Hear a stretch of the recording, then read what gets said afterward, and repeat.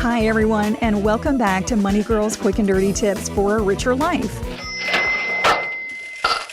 I'm Laura Adams. Workplace retirement plans like 401ks and 403bs are fantastic ways to save for retirement. But what if you don't have access to one? Gail Carriger recently made a post on the Money Girl Facebook page and said, "While I understand most of your listeners are probably regular employee types, do you think you could do some segments for those of us who are self-employed? We don't have the advantages of 401ks and the like. What should we be doing differently to save for retirement?"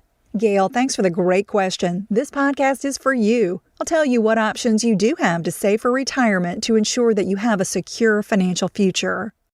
As Gail mentioned, many people don't have the option to invest in a retirement account at work. That might be the case if you're between jobs, are self-employed, work for a small business that doesn't offer benefits, or are a stay-at-home spouse, for instance.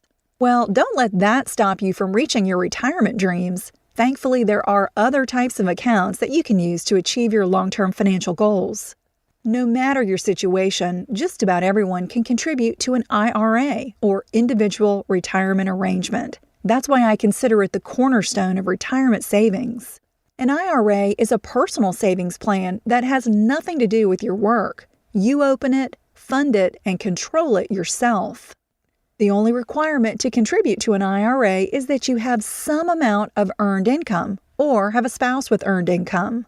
The amount of money you can contribute to an IRA is based on your age and income. You can contribute an amount that matches your taxable compensation up to $5,000 or $6,000 if you're age 50 or older for 2010. For example, if you're 18 years old and make $4,000 from a part-time job this year, the maximum amount that you can contribute is $4,000, not $5,000. But even if you make $500,000, the most you can contribute is $5,000 or $6,000 if you're 50 or older. If you don't work but have a spouse that works, you can fund a spousal IRA using their income. As long as you're married and file a joint tax return, both you and your spouse can max out your IRAs every year, even with one income. The money you contribute to an IRA is allocated among the investments that you choose, like stocks, bonds, mutual funds, and exchange-traded funds. If you're young, growth stock funds will allow your money to multiply as aggressively as possible over the years. On the other hand, if your retirement is less than 10 years away, choose more conservative and less risky investment options, like bond funds or money market funds. It's super easy to open up an IRA. Just complete an application at an online brokerage, fund company, or bank. You can usually set one up to draft automatic contributions from your checking account for free. Here are some great places to get started: eTrade.com, ScottTrade.com, Zecco.com, ShareBuilder.com, Schwab.com, Vanguard.com, and BankOfAmerica.com. After you set up your IRA, if you're not sure what investments are right for you, don't be shy about contacting the company's financial services department and speaking with a representative or broker about your options.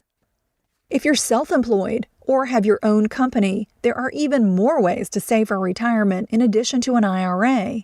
A self-employed person is someone who's in business for themselves, either full or part-time, and has an unincorporated business. In this show, I'll discuss two of the best types of retirement plans to set up and maintain if you're self-employed or have a small company: the SEP and the Simple Plan. A SEP, or Simplified Employee Pension Plan, is also known as a SEP IRA.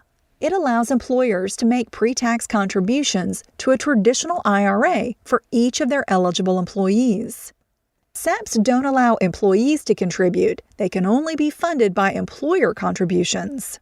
But it allows individuals who are self-employed to make contributions to their own retirement account. If you're a one-man operation or have just a few employees, a SEP will be the easiest retirement plan for you to set up and maintain. You can even have a SEP for your self-employment income if you have another job where you participate in an employer's retirement plan. SEP rules allow you to contribute any amount you like, up to 25% of your salary if you're an employee of your own company, or up to 20% of your net self-employment income. These percentages are capped at a maximum contribution of $49,000 for 2010. If you employ workers, you must offer the SEP to all eligible employees and fund it in an amount that's equally proportional to their wages. To set one up, simply submit IRS Form 5305-SEP.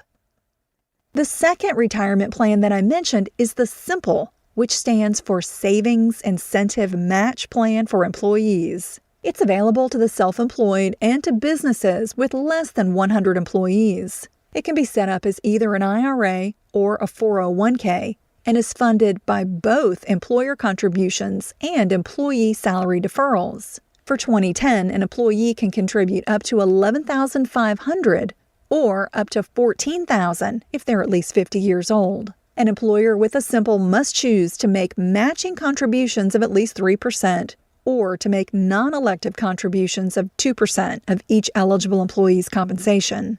A SIMPLE is a great option when your company begins to grow and add employees. However, it may have more restrictions and entail more record keeping than you really want if you're a sole proprietor. A SIMPLE also has restrictions on how much you can contribute if you also participate in a retirement plan at a different employer. See IRS Publication 560 for instructions on how to set up a SIMPLE plan. A quick and dirty tip is that if you're not self-employed and you don't qualify for an IRA, you can always invest for your retirement in a taxable brokerage account. Complete an online application at one of the websites that I mentioned earlier and start growing your retirement nest egg as soon as possible. If you're not subscribed to the podcast through iTunes, that's one of the most convenient ways to get each new show as soon as it's released. You can download it to your MP3 player or just listen from your computer. And if you enjoy the show, do me a favor and submit a review in iTunes. As always, you can email me at money@quickanddirtytips.com, send a tweet to @LauraAdams, or make a post on the Money Girl Facebook page. You'll find links to everything I've mentioned in this podcast and more resources on the Money Girl blog at moneygirl.quickanddirtytips.com. I'm glad you're listening. Cha-ching! That's all for now, courtesy of Money Girl, your guide to a richer life.